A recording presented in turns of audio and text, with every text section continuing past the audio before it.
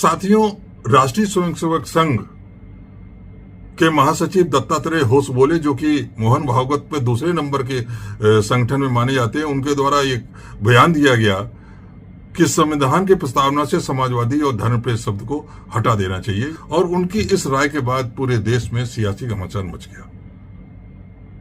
विपक्ष ने आरएसएस और भाजपा पर तीखा हमला किया। कांग्रेस नेता और लोकसभा में विपक्ष के नेता राहुल गांधी ने इस मुद्दे पर आरोप लगाते हुए कहा कि आरएसएस और बीजेपी को संविधान चाहिए ही नहीं, उन्हें तो मनुस्मृति चाहिए। एक्स पर लिखते हुए राहुल गांधी ने कहा कि आरएसएस का नकाब फिर से उतर गया है, क्योंकि संविधान के विरोध में वो अक्सर बोलते रहते हैं। उनका विरोध जब कभी चाहे अनजाए उनकी जबान पर आ ही जाता है, और इसीलिए उनके दत्तात्रेय होसबोले के द्वारा उनके जबान पर आया। दरअसल संविधान उन्हें चुभता है क्योंकि संविधान समानता, धर्मनिरपेक्षता और न्याय की बात करता है, जबकि ये बहुजनों और गरीबों से उनके अधिकार छीनकर उन्हें दोबारा गुलाम बनाना चाहते हैं।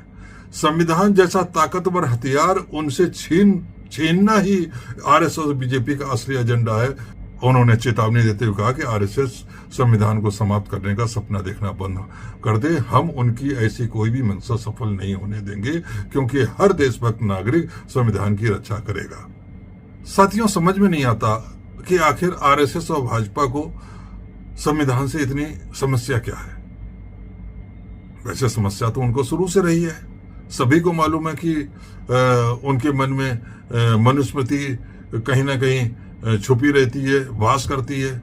इसीलिए जब राजस्थान में जब पहली बार भाजपा की सरकार बनी तो उन्होंने मनु की आदमकद मूर्ति राजस्थान के हाई कोर्ट के प्रांगण में लगाई।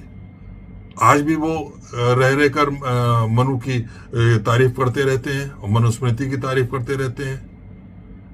लेकिन आज उनको ये मालूम है कि हम संविधान का विरोध करके सत्ता में बने नहीं रह सकते।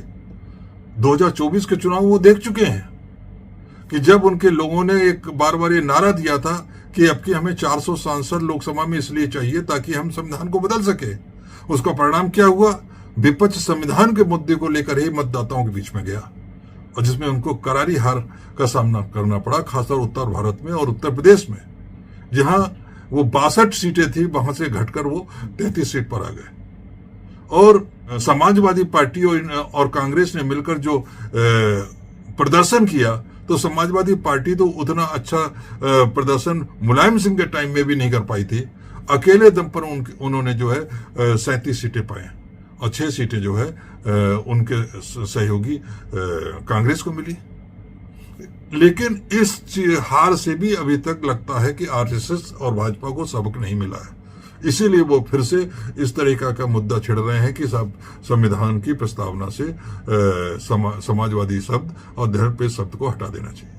कहते क्या है कि सब ये दोनों शब्द 42वें संविधान संशोधन के द्वारा आपातकाल के दौरान संविधान की प्रस्तावना में डाले गए, जबकि जो संविधान की मूल प्रस्तावना है, जो संविधान निर्माताओं ने लिखी थी, उसमें ये शब्द नहीं थे।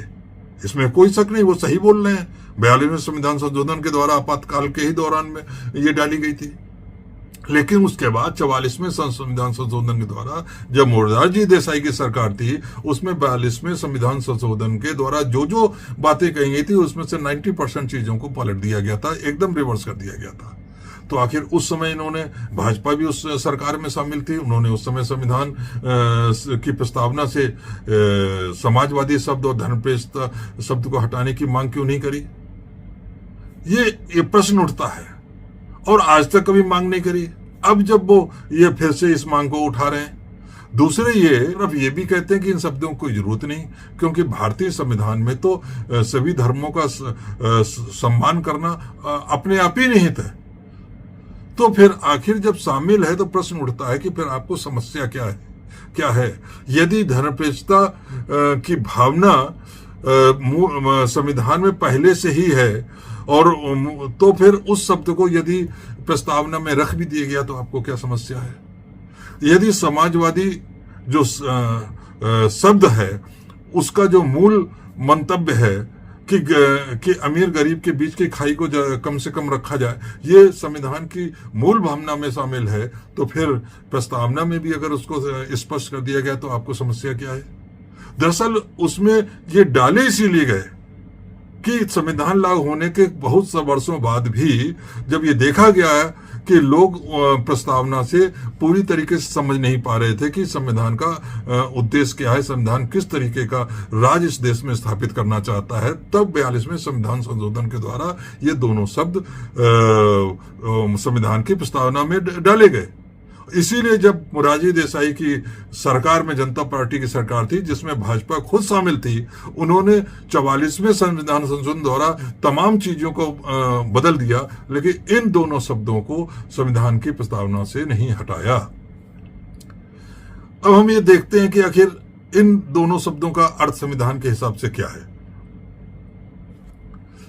समाजवादी शब्द अर्थात सोशलिस्ट शब्द का अर्थ यह है कि एक ऐसी व्यवस्था जिसमें आर्थिक और सामाजिक समानता हो, संसाधनों का समान वितरण हो और गरीबों और कमजोरों के अधिकारों की रक्षा हो। यह अर्थात भारत में आर्थिक और सामाजिक समानता को बढ़ावा दिया जाए, ऐसी व्यवस्था इस देश में संविधान के द्वारा लागू होनी चाहिए।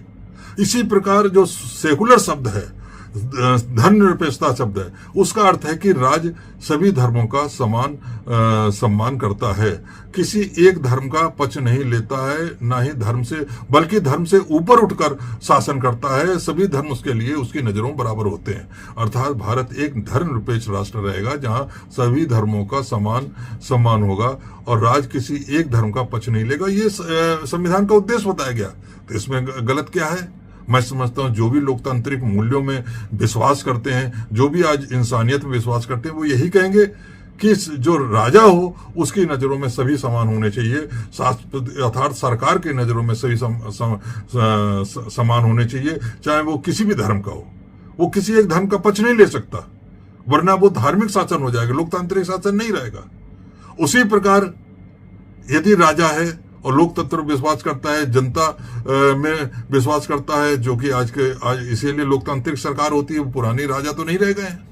आज का राजा आज की सरकार है जो संविधान के हिसाब से काम करती है और लोकतांत्रिक सरकार है। लोकतांत्रिक सरकार का यही उद्देश्य होना चाहिए कि हम अमीर गरीब को के बीच की खाई पूरी तो समाप्त नहीं कर सकते, लेकिन कम से कम अमीर गरीब के बीच की खाई इतनी तो कम हो कि ऐसा ना हो कि अमीर के पास अय्याशी के लिए तमाम पैसा हो और अय्याशी करने के बाद भी उससे पैसा खत्म ना हो रहा हो, और वहीं गरीब के पास इतना पैसा भी ना हो कि वह अपने परिवार को 2 जून की रोटी भी खिला सके, अपने बच्चों को सम्मानजनक जीवन दे सके, उन्हें ठीक से पढ़ा लिखा सके। कम से कम ऐसी इतनी खाई अमीर गरीब के बीच की नहीं होनी चाहिए। यही उद्देश्य समाजवादी शब्द का है और वही उद्देश्य स्पष्ट किया गया है समाजवादी शब्द को प्रस्तावना में रखकर। तो इसमें किसी को परेशानी क्या है?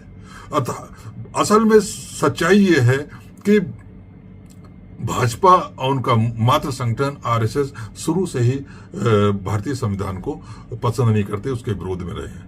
1949 में जब भारतीय संविधान को संविधान सभा द्वारा स्वीकार किया गया और ये सुनिश्चित किया गया कि आने वाली 26 जनवरी 1950 से इस देश में भारतीय संविधान लागू हो जाएगा, तो भारतीय संविधान का विरोध करते हुए उस समय के जो सरसंघचालक थे गोलवलकर ने कहा कि हमें ये भारतीय संविधान स्वीकार नहीं है, ये संविधान स्वीकार नहीं है, क्योंकि ये भारतीय जो सांस्कृतिक मूल्य हैं भारत के जो सामाजिक मूल्य उन पर आधारित नहीं है।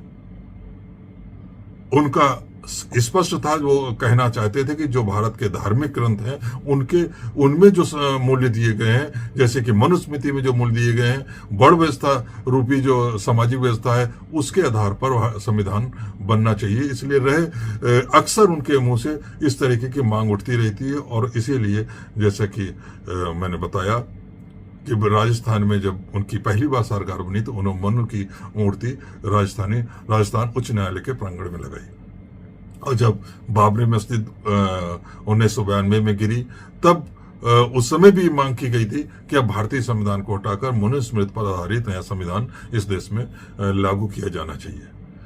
ये जो उनका अंतर मन में छिपी हुई इच्छा है वो रह रहकर उनकी जबान पे आ जाती है। वही इच्छा जो है दत्तात्रेय हसबोले के जवान पर आपातकाल के विरोध में बोलते बोलते फिर से आ गई। उनकी इच्छा, अगर सही शब्दों में, सरल शब्दों में यही कहें कि उनकी क्या, पूरे संघ परिवार की इच्छा यही है कि भारतीय संविधान को हटाकर मनुस्मृति पर आधारित संविधान इस देश में लागू किया जाए और उसी संविधान के आधार पर इस देश में हिंदू राष्ट्र फिर से स्थापित किया जाए, जिसमें सारी अधिकार दबंग जातियों के अर्थात सवर्ण जातियों के हाथों में हो और इस देश का शुद्ध अतिशूद्र जो कि बहुसंख्यक है, जिसको कि धर्म ग्रंथों के आधार पर हमेशा हजारों वर्ष से उनका शोषण किया गया है, वंचित बना के रखा गया है, हर हक अधिकार से वंचित रखा गया है, उनको फिर से उसी पुरानी दशा में ले जाया जाए जहां से बाबा साहब अम्बेडकर और उनका संविधान हम लोगों को निकाल कर लाया है, इस देश के बहुजन को निकाल कर बाहर लाया है।